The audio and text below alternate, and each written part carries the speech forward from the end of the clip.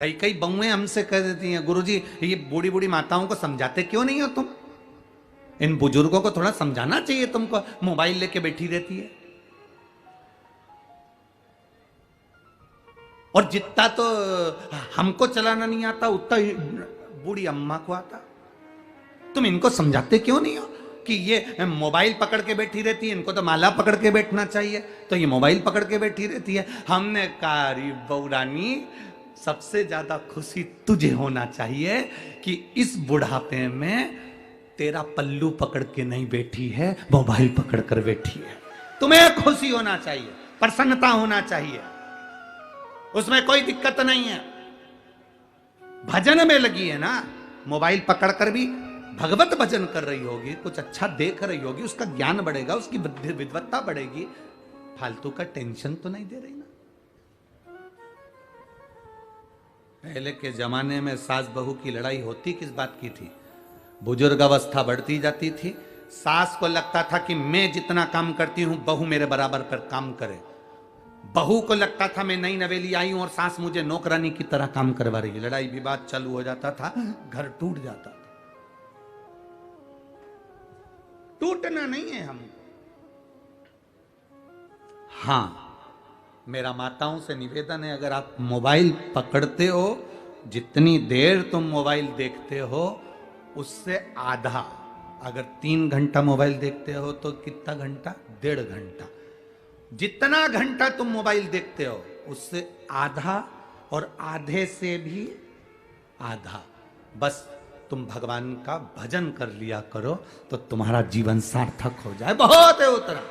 मेरे तुलसी बाबा ने लिखा, आधी में पुनियात, थोड़ा भी अगर भगवत भजन कर लिया तो जिंदगी सार्थक हो गई। हमारे शास्त्र कहते हैं 24 घंटा भगवान का भजन करो। 24 घंटा नहीं कर सकते तो 12 घंटा भगवान का भजन करो। 12 घंटा नहीं कर सकते तो 6 घंटा भगवान का भजन करो। 6 घंटा नहीं कर सकते तो 3 घंटा भगवान का भजन करो। 3 घंटा नहीं कर सकते तो 1.5 घंटा भगवान का भजन करो। 1.5 घंटा नहीं कर सकते तो कम से कम 1 घंटा भगवान का भजन करो। 1 घंटा नहीं भजन कर सकते तो आधा घंटा भजन करो। आधा घंटा नहीं कर सकते तो 15 मिनट भजन करो। 15 मिनट नहीं कर सकते तो 5 मिनट भजन करो। 5 मिनट नहीं कर सकते तो 1 मिनट भजन करो। 1 मिनट नहीं कर सकते तो चुल्लू भर पानी में डूब मरो।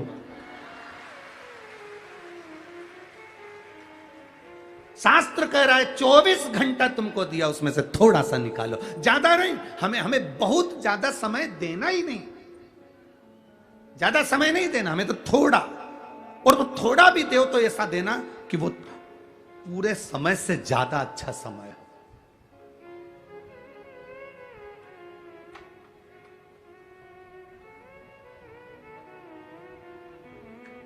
हम कभी नहीं कहे, आज तक इस व्यासपीठ से तुम्हें कभी नहीं कहा कि तुम पूरे दिन मंदिर में जाकर बैठ जाओ, नदी के तट पर जाकर बैठ जाओ, तीर्थ में जाकर बैठ जाओ, या तुम 24 घंटे मंदिर के अंदर बैठे रहो। हमने कभी इस व्यासपीठ से नहीं कहा कि तुम 24 घंटे माला पकड़ कर बैठे रहो, तुम 24 घंटे भगवान का भजन कर। हमने कभी नहीं कहा, और कभी ना कहने वाले तुमसे कि तुम 24 घंटे भगवान का भजन करो। आपसे तो निवेदन है, आधी में पुण्य, थोड़ा करो पर अच्छा करो। 1 लोटा जल महादेव को समर्पित करने के लिए जाओ तो उसमें तुम्हारा पूर्ण समर्पण होना चाहिए, उसमें तुम्हारा दिखावा नहीं। मैं आई हूं, थोड़ी देर के लिए आई हूं, बाबा के पास आई हूं, अपने दिल की बात कहने के लिए आई हूं। एक क्षण के लिए भी जाओ तो पूर्ण समर्पित होकर। यहां आप लोग आए हो, शिव महापुराण की कथा सुनने के लिए लाखों की संख्या में पहुंचे हो। बाहर डिवाइडर पर बैठे हो, रोडों पर बैठे हो, पंडालों में बैठे हो, बाहर पेड़ों के नीचे बैठे हो, दुकानों में बैठे हो। यहां पहुंचे हो तो तुम पूर्ण समर्पण के साथ बैठे हो, पूर्ण समर्पण के साथ। जिसका समर्पण नहीं होता वो यहां तक पहुंच ही नहीं पाता। कौन धक्के खाने आता?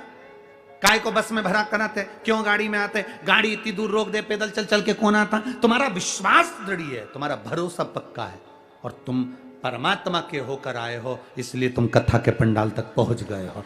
उसके होकर आए हो इसलिए पहुंचे। कौन आए? अगर आज के लोगों को मालूम हो जाए ना कि